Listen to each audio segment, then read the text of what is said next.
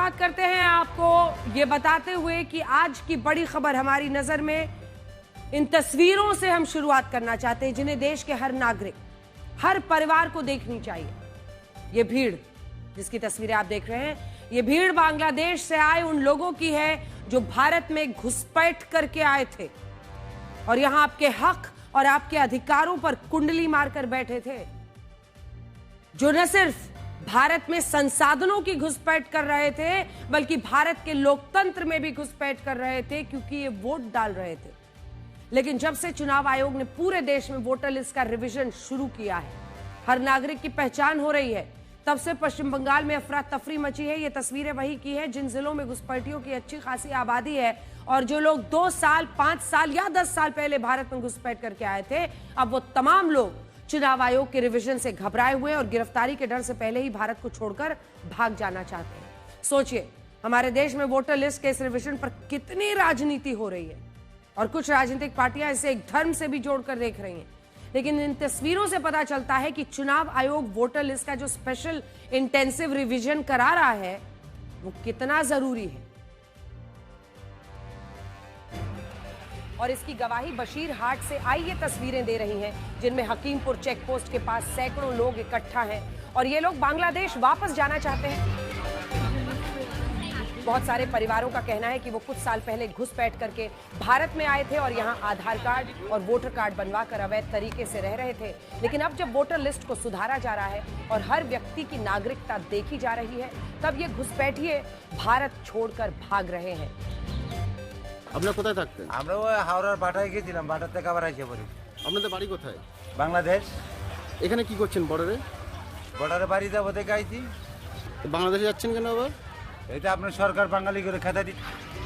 बशीर हाट के अलावा पश्चिम बंगाल के दूसरे जिलों में भी कई लोगों ने वापस बांग्लादेश जाने की कोशिश की है।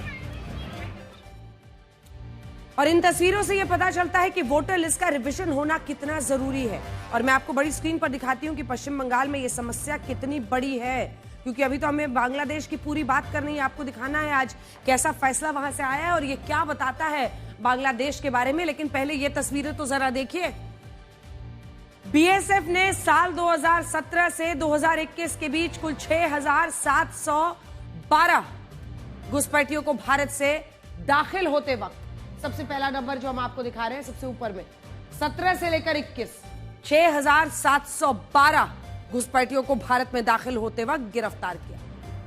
इनमें ये जो आंकड़ा आप देख रहे हैं 268 का, वो लोग भारत पाकिस्तान के बॉर्डर से घुसपैठ करके यहां आना चाहते थे, जबकि 6444 लोगों ने पश्चिम बंगाल, त्रिपुरा, मेघालय, असम, मिजोरम के रास्ते घुसपैठ की कोशिश की। सबसे बड़ी बात यह है, बीएसएफ ने यह बताई है कि 80% घुसपैठ अकेले कहां हो रहा है? पश्चिम बंगाल।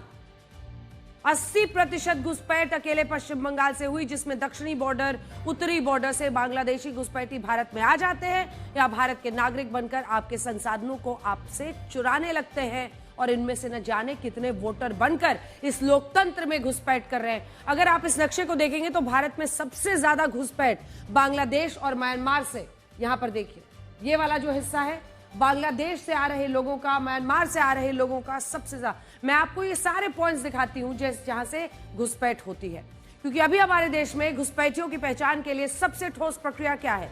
एनआरसी मानी जाती थी, लेकिन जिसमें देश के जो नागरिक हैं उनका एक बाकायदा रजिस्टर बनना था। एनआरसी की प्रक्रिया देश भर में लागू नहीं हो पाई। एनआरसी की प्रक्रिया आपने देखा ही था कैसा इसका विरोध हो रहा था। एनआरसी का जिक्र होते ही नागरिकता छीनने का, भाई अब नागरिक ही नहीं रहोगे, जो नागरिक देश में इतने सालों से रह रहे हैं उनकी भी नागरिकता छिन जाएगी, एक भ्रम फैलाया जाता है। और लेकिन पूरे देश में आज तक कभी नागरिकों का ऐसा रजिस्टर नहीं बना और इसके ना बन पाने की एक वजह यह है कि हमारे देश में जैसे एनआरसी की बात शुरू होती है तुरंत भ्रम फैलाने का काम शुरू हो जाता है, एक पूरा टूल किट निकल जाता है। बड़ी बात यह है कि घुसपैठियों का यह मुद्दा पश्चिम बंगाल में बहुत बड़ा है। पश्चिम बंगाल में अगले साल विधानसभा के चुनाव होने हैं, जहां मुस्लिम आबादी कितनी है? 27%।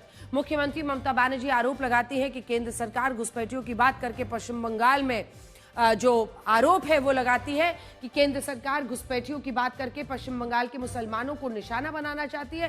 लेकिन हम तो तस्वीरें दिखा रहे हैं, एक तरफ ममता बनर्जी है और एक तरफ वो लोग हैं जो आज सामान पैक करके बोरिया बिस्तर बांध के यहां से निकल रहे हैं। तो आखिर क्यों जा रहे हैं, क्यों वापस बांग्लादेश की तरफ रुख कर रहे हैं?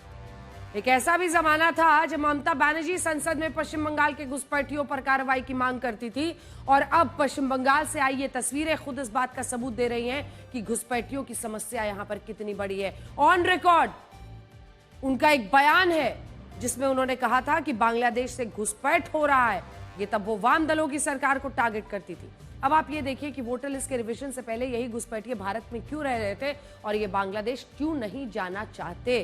अब हम आपको दिखाना चाहते हैं कहां पर, क्योंकि अगर आप देखें तो म्यांमार बांग्लादेश से भारत में जो घुसपैठ है ये इन जगहों से होती है।